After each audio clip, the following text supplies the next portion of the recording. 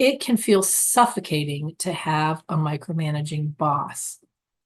But there's a lot of things that people don't understand about why people micromanage. And if you learn those things, then you have a better chance of managing your micromanaging boss. The first thing to verify is, does your boss have a reason to worry that things might not be handled? Micromanagement actually comes from fear that things are not being handled. And what tends to happen is that when people feel micromanaged, they tend to avoid the boss and try to talk to the boss as little as possible, not giving the boss very much information about what they're doing. And then the boss goes in there and tries to find out more and more and more and more. And the reason the boss is doing that is because they feel that they are responsible for the performance of the team, and they're trying to figure out how to make that happen, and they can't control it. So the first thing to think about is realistically ask, does your boss have a reason to worry? Are there things in your group that aren't being handled? And do they really have something to worry about if they feel that the performance of the team is on them? Okay, and then think about this. The way micromanagers handle their fear, they're used to controlling their performance. They're used to getting straight A's. They're used to working at a high standard according to them. And their standards are what they're trying to impose on others because they are taking ownership of the whole team's performance. Now, that is misguided.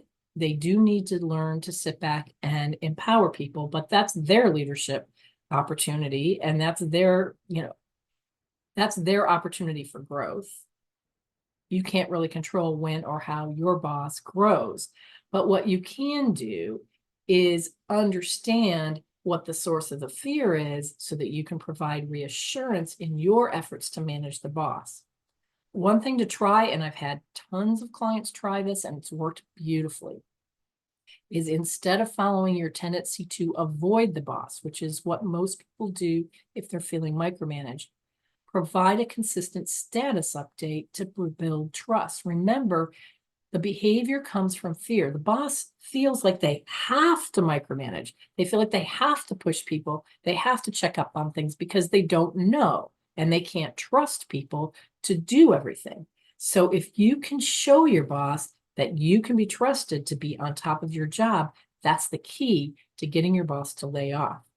The way to do that is to find a consistent time of day that you can provide your boss 3 or 4 bullets about what you've been addressing that day.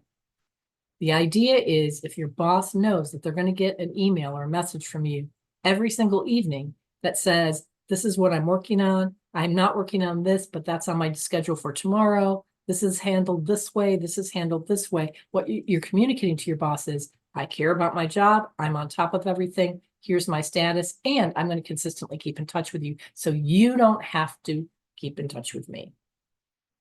It tends to work. It works beautifully. It's kind of leaning into something when you're kind of just, I don't want to talk to my boss at all, but it does work over time. I've had clients that have gotten more and more space and independence from their boss.